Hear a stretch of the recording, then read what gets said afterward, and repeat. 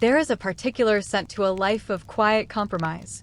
It smells of lemon-scented polish on worn linoleum, of steam rising from a single pot of boiled potatoes, and of the faint, metallic tang of the radiator in winter. It is the smell of my old apartment in Dayton, Ohio. For 42 years, that was the air I breathed. It was a good life, mind you. A decent life. I had my health, I had my job at the library, and I had my memories. But it was a life painted in shades of beige, a life where excitement was a luxury we could never quite afford. My name is Doreen Adams, and for most of my life, I was the quiet one, the reliable one, the sister who stayed behind, the daughter who nursed her parents, the aunt who always sent a birthday card with a $5 bill tucked inside. I was a background character in the bustling, noisy story of my own family. They loved me, I know they did. But they had also decided, long ago, who I was. Doreen, the spinster. Doreen, the one with her head always in a book, dreaming of places she would never see. Doreen, the ordinary. And then I met Arthur. It wasn't a whirlwind romance. We were neither of us young enough for that. I was 58, and he was a soft-spoken man of 62 who had started visiting the library not for the books, but for the quiet. He was an accountant, recently retired, and he carried a sadness about him that I recognized. It was the shadow of a life lived for others, of dreams shelved for a more practical reality. Our courtship was a series of small, gentle moments. A shared pot of tea. A walk in the park watching the geese. Conversations that didn't need to fill the silence to be meaningful. When Arthur proposed, it was on a Tuesday evening in my little kitchen. There was no ring, no grand gesture. Just his hand covering mine on the Formica tabletop and a simple question. Doreen, he'd said, his voice steady but his eyes shining, I think we could make each other very happy. Shall we? Of course, I said yes. My heart felt like a bird released from a cage I hadn't even known was there. We decided on a small, simple ceremony. Just us, the justice of the peace, and 2 witnesses from the building next door. We told our families afterwards. The phone calls were a study in polite bafflement. My sister, Carol, was the first to speak her mind. Oh, Doreen, a courthouse wedding? Well, that's very you, I suppose. Practical. There was a pause, and then the question I knew was coming. And where will you live? His place is a 1-bedroom, isn't it? Not much bigger than yours. We hadn't told them about the house. Arthur had asked me not to. It was his secret, his final, magnificent surprise. You see, Arthur wasn't just a retired accountant. He was a man who had lived with a secret for 40 years. Before he became an accountant, he was a young man with a head for numbers and a heart for risk. He had invested, very early on, in a little-known company called Something or Other Tech. He'd bought the shares on a whim, a wild gamble with his first-ever bonus, and then, as life got complicated, he had simply forgotten about them. They were paperwork in a safety deposit box, a relic of a younger, brasher self. He'd remembered them only a year before we met. A letter from a law firm, a lost beneficiary search. The company had been acquired, merged, and had exploded into a global giant. His few $100s had become a fortune. A quiet, multi-million-dollar fortune. He was a rich man, and he had told no one. He was terrified of it, of how it would change the simple life he had built. He was afraid people would see the money and not the man. But he told me. One evening, about a month before the wedding, he laid it all out for me. The statements, the figures, the sheer, staggering weight of it. I remember my hands trembling as I held the papers. It wasn't the numbers that stunned me, it was the trust. He was giving me his secret. I want to use it, Doreen, he'd said, his voice barely a whisper. I want to use it for us. I've already bought us a house. A proper house. A place by the sea. It's my wedding gift to you. So, when my family called with their gentle, condescending questions about our modest future, I simply smiled into the phone and said, "We've found a little place. We're very happy." I could hear the unspoken thoughts on the other end of the line. A little place for a little life. They pictured a cramped retirement bungalow, maybe a double-wide trailer. They thought our wedding was the prelude to a quiet, insignificant finale. They had no idea that the curtain was about to rise on a second act they could never have imagined. The day we left Dayton was the day I finally exhaled. We packed my few cherished belongings into Arthur's sensible sedan, my mother's china, my father's old writing desk, my books, all my books. We didn't look back. We drove for 2 days, heading east, the flat, familiar landscapes of Ohio giving way to rolling hills, and then, as we crossed into Maine, the air changed. It became sharp and clean, carrying the wild, thrilling scent of salt and pine. Arthur was quiet for most of the drive, but his hand would occasionally find mine on the gear shift, his grip firm and sure. "You're going to love it, Doreen," he'd say, and his eyes would crinkle at the corners. "You're going to love the light on the water in the morning." We turned off the main highway onto a narrow, winding road that hugged the coastline. The trees formed a dense canopy overhead, dappling the road with sunlight. And then the woods opened up, and there it was. My breath caught in my throat. It wasn't a house. It was a piece of the landscape itself, a masterpiece of wood and glass perched on a cliff overlooking the endless, churning Atlantic. It was modern and yet timeless, with huge windows that reflected the sky and the sea. It was strong and graceful, and it looked as though it had grown there. A long, private driveway led up to it, lined with rugged, windswept pines. "Arthur," I whispered, my voice trembling. "What is this place?"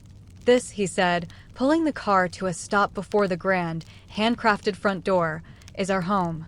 He helped me out of the car, and I stood there on the crushed stone driveway, the sea wind whipping my hair, utterly speechless. The value of it, the $5.5 million price tag he later told me about, was an abstract concept. The reality was its breathtaking beauty. This was the house he had bought for us, for our life together. We spent that first week in a blissful bubble of discovery.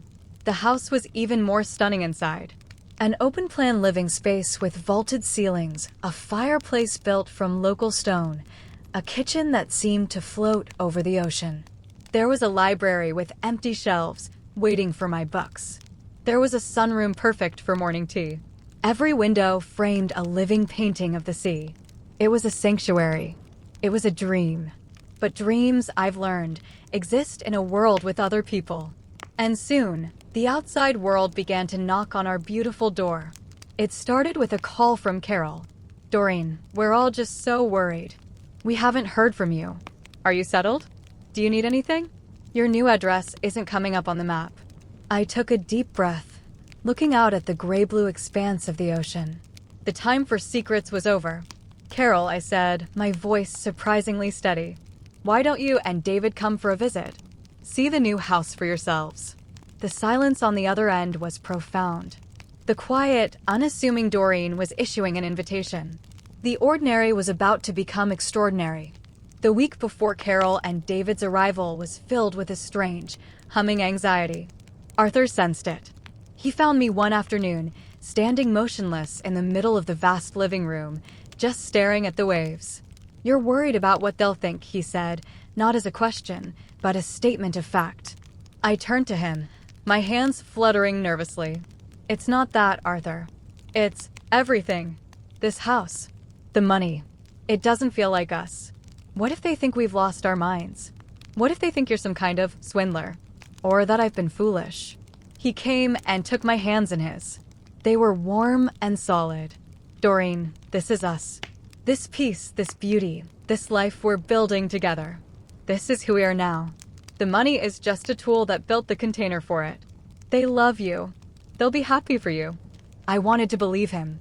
I truly did. But he didn't know my family the way I did. Our dynamic was a 42-year-old habit, deeply grooved and hard to break. I was the one they helped. I was the one they worried about. I wasn't the one who lived in a multi-million-dollar architectural marvel on the coast of Maine.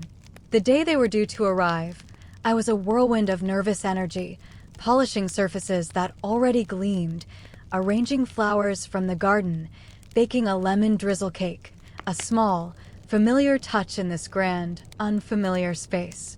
Arthur watched me with gentle amusement, finally guiding me to the large window in the kitchen. "Look," he said softly. "Just look." A pod of dolphins was playing in the bay, their dark arcs breaking the silver surface of the water. It was a moment of pure, wild magic. For a few minutes, my anxiety subsided, replaced by a profound sense of gratitude. This was my life. This was my home. Then we saw the car, David's sensible, mud-splashed SUV, crawling cautiously up our long, private driveway. I watched it from the window, my heart thudding against my ribs. It looked so small and out of place against the grandeur of the landscape. I saw the car stop, and I saw Carol's head emerge from the passenger window, her face a perfect mask of stunned confusion. Arthur squeezed my shoulder. Ready? We walked out to greet them. Carol and David were standing by their car, not moving, just staring at the house. David, ever the pragmatic engineer, had his head tilted back, his mouth slightly agape as he took in the scale of it. Carol's eyes were wide, scanning from the soaring roofline down to the custom-made front door. She looked from the house to me, and then back to the house as if trying to reconcile the two images. Doreen, she finally managed, her voice thin and reedy. What is this? This is our home, I said, trying to sound light and casual, but my voice wavered. Your home, David echoed, finding his voice. Good Lord, Doreen. This is a museum. This is a hotel. We ushered them inside, and their reaction to the interior was even more pronounced. They walked through the front door and simply stopped, frozen in the entryway. Carol's hand went to her chest. The view from the two-story wall of windows was breathtaking that day, the ocean a brilliant, restless blue under a scattering of fluffy clouds. Oh my, Carol whispered. There was no joy in the exclamation. It was a sound of pure, unadulterated shock, laced with something else, something that felt uncomfortably like dismay. The tour was a painful, stilted affair. They followed us in a daze through the open-plan living area, the chef's kitchen with its marble island, the library, the sunroom. They didn't exclaim over the beauty. They didn't compliment the craftsmanship. Instead, their comments were practical, skeptical. The heating bills must be astronomical, David muttered, running a hand over the stone of the fireplace. It's so open, Carol said, her voice tight. Don't you feel exposed? All these windows. In my old apartment, she had always complained it was too dark. Now it was too light. We sat in the living room, the four of us, surrounded by the stunning beauty Arthur, and I cherished so deeply. An oppressive silence had fallen. I served tea and the lemon cake I'd baked, a pathetic little offering from my old life that seemed absurd in this new one. Finally, Carol could contain herself no longer. She set her teacup down with a sharp click. Arthur, she began, her tone shifting into one of stern, maternal concern. Doreen, we need to talk about this. Honestly. How is this possible? Arthur remained calm. I had some good investments, Carol. They paid off later in life. Good investments? David scoffed. Arthur, this isn't a good investment. This is lottery money. This is reckless. At your age? The property taxes alone. What if there's a market crash? What if you need long-term care? This is an irresponsible amount of house for 2 retirees. The words hit me like physical blows. Irresponsible. Reckless. They weren't seeing a home. They were seeing a problem. A threat. They weren't happy for me. They were horrified for me. We've planned for all of that, David, Arthur said, his voice even, though I could see a muscle twitching in his jaw. This is a paid-for asset. We are perfectly secure. Secure. Carol's voice rose. Doreen, you've lived a simple life. A careful life. This isn't you. This is some kind of fantasy. What happened to the Doreen I knew? The one who was happy with her books and her quiet little apartment. And there it was. The heart of it. They weren't just worried about the money. They were offended by it.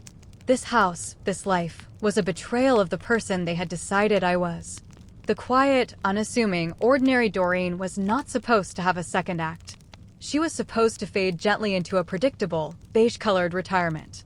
This grandeur, this beauty, this sheer audacity of happiness, it confused them. It upset the natural order of our family. Tears pricked at my eyes, but I refused to let them fall. This is me, Carol, I said, my voice trembling but clear. Maybe it's a me you never bothered to imagine, but it's me. Arthur and I love it here. We are happy here. The rest of the visit was a study in polite torture. They stayed one night, sleeping in the beautiful guest suite with its own private balcony. They picked at the dinner I made. Their conversation was forced, their smiles brittle. The next morning, they left early, citing a long drive. The goodbye was quick and cold. As their car disappeared down the driveway, a profound sadness settled over me. I had thought this house would be a place for family gatherings, for laughter echoing in the high ceilings, for my nieces and nephews playing on the beach below. But the first family to cross its threshold had left behind only a chill of judgment and disapproval. The news, of course, traveled through the family grapevine at lightning speed. My phone began to ring. My other sister, my brother, even my old Aunt Mabel from Florida. The conversations were all variations on a theme, concern laced with a heavy dose of accusation. Carol says you're living in some kind of glass palace. Are you sure this Arthur is on the level, Doreen? We just think it's a lot. A very sudden change. The narrative was set in stone before I even had a chance to defend myself. Our beautiful wedding gift, our sanctuary, had been recast in the family lore as a monument to foolishness, a dangerous delusion. The $5.5 million luxury home hadn't changed everything for the better, as I'd naively hoped.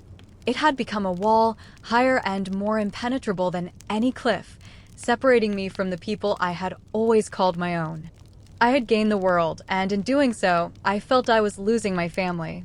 The silence in the beautiful house after those calls was heavier and lonelier than any I had ever known in my small Ohio apartment. The winter that followed was the most beautiful and the most isolating of my life. Great storms would roll in from the Atlantic, and we would sit by the roaring fire, watching the waves crash against the cliffs in plumes of spectacular white spray. The house felt like a ship, sturdy and safe in the heart of the tempest. Arthur and we grew closer than ever in that shared solitude. We read to each other in the library, finally filling the shelves with my beloved books. He taught me to cook gourmet meals in the magnificent kitchen, and I taught him the names of the seabirds that wheeled outside our window. Yet, a part of me was perpetually cold. The rift with my family was a constant, aching presence. The holiday season came and went with only a handful of terse, obligatory cards. The Merry Christmas messages felt like formalities from a distant shore. I missed the noisy, chaotic family Christmases of the past, even the mild condescension, because it was a form of contact. Now, there was only silence. It was during a long, quiet walk on the beach in the fragile light of early spring that the turning point came. The air was still sharp, but there was a promise of warmth in it. I was walking alone, my boots crunching on the pebbles, thinking about Carol. I was thinking about a time when we were girls, and she had fiercely defended me from a schoolyard bully. That was the sister I missed. That was the love I was mourning. I realized, with a clarity that struck me with the force of the sea wind, that I had been waiting for their permission. I had been waiting for them to validate my happiness, to approve of my new life. And in doing so, I had given them all the power. I had allowed their narrow view of me to dim the brilliant reality of my own existence. I stopped walking and looked back at the house. It stood on the cliff, proud and beautiful, a testament to Arthur's love and our shared courage. It was not a mistake. It was not a delusion. It was our home. And I was done apologizing for it. When I returned, I found Arthur in his study, looking over some papers. I stood in the doorway and said, "I'm not going to be sad about this anymore." He looked up, his kind eyes searching mine. No, I said, my voice firm for the first time in months. This is our life. This is our joy. If they choose not to be a part of it, that is their loss, not ours. I will not shrink myself to fit into their small idea of who I should be. A slow, proud smile spread across Arthur's face. It's about time. That was the day we truly began to live. We stopped being recluses in our own paradise. We invited our new neighbors for dinner, a fascinating couple, a retired history professor and a painter who appreciated the house for its beauty and us for who we were. I joined a local book club. Arthur started a small charitable foundation, using his financial acumen to quietly support local libraries and literacy programs, a secret passion we now had the means to fulfill. The house began to fill with new friends, with laughter, with the vibrant energy of a life being lived on its own terms. We were not hiding our wealth, we were simply living our values with it. The house was not a trophy, it was the headquarters for this new, purposeful chapter. And then, a year after their first, disastrous visit, another call came from Carol. This time, her voice was different. It was small and hesitant. "Doreen," she began. "It's Mom's anniversary next week." I felt a pang. I hadn't forgotten. Our mother had been gone 10 years. She was the one who had always told me to look for the magic in the world, in the pages of a book, in the pattern of frost on a window pane. I wondered what she would think of this magic, this real, tangible magic Arthur and I had found. "I know," I said softly. "David and I, we were wondering," Carol continued, her words tripping over each other. "We were thinking of taking a trip up the coast. Maybe we could stop by, just for a cup of tea." There was a vulnerability in her voice I hadn't heard since we were children. The family grapevine, it seemed, had been whispering other things lately. Stories of our new friends, of Arthur's philanthropy, of the fact that we weren't bankrupt and broken, but were, by all accounts, thriving. I looked at Arthur. He raised his eyebrows in a silent question. I nodded. "Of course, Carol," I said, my voice warm but steady. "You're always welcome. Come for tea." This time, there was no frantic polishing, no nervous baking. I tidied the house, because that is what one does for guests, but I did not seek to impress or to defend. I simply prepared to host my sister in my home. When their car came up the driveway, I felt a calmness I hadn't felt the first time. I walked out to meet them alone. Arthur was inside, giving me this moment. Carol and David got out of the car. They looked older, I thought. A little more worn. Life had not been without its struggles for them either. David's business had hit a rough patch, I'd heard. Carol's eyes met mine, and for a long moment, we just looked at each other. The judgment was gone from her face, replaced by a weary curiosity. "Hello, Doreen," she said. "Hello, Carol." "David. It's good to see you." I led them inside. This time, they didn't freeze in the entryway. They walked in, and Carol let out a soft, genuine sigh. "Oh, Doreen," she said, her gaze sweeping the room. "The light in here is just beautiful." It was a different kind of comment. Softer. Truer. We sat in the living room, and I served tea. The conversation was awkward at first, skirting around the elephant in the room. We talked about the drive, about the weather. And then Carol's eyes filled with tears.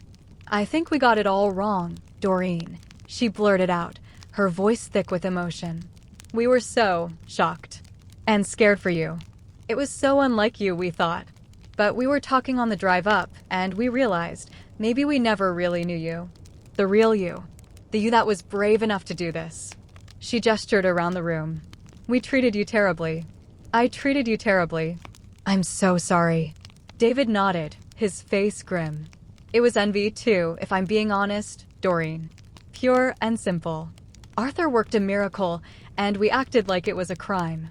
We're ashamed."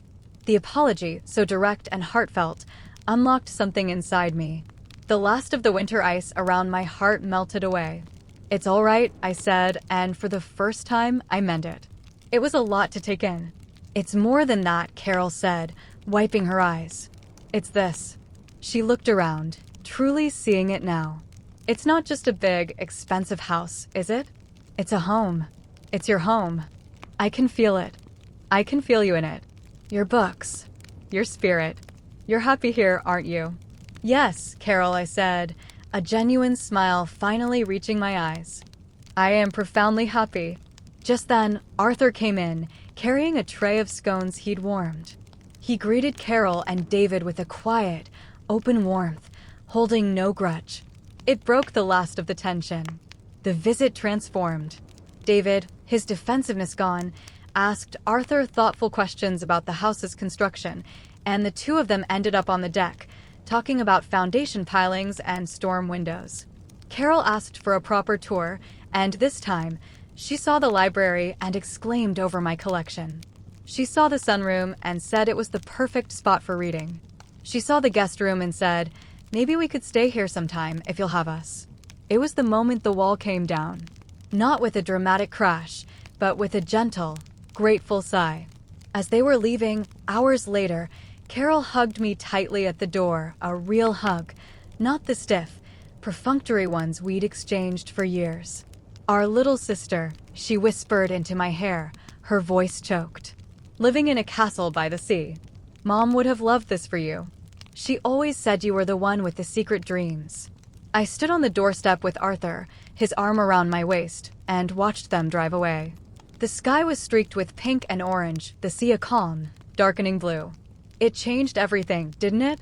I said softly, leaning into him. Arthur kissed my temple. "No, my love," he corrected me gently. "We changed everything. The house was just the tool." He was right. The $5.5 million luxury home hadn't changed everything. It had revealed everything. It had revealed the limitations of my family's love, which had been conditional upon my predictability. It had revealed Arthur's profound and selfless devotion.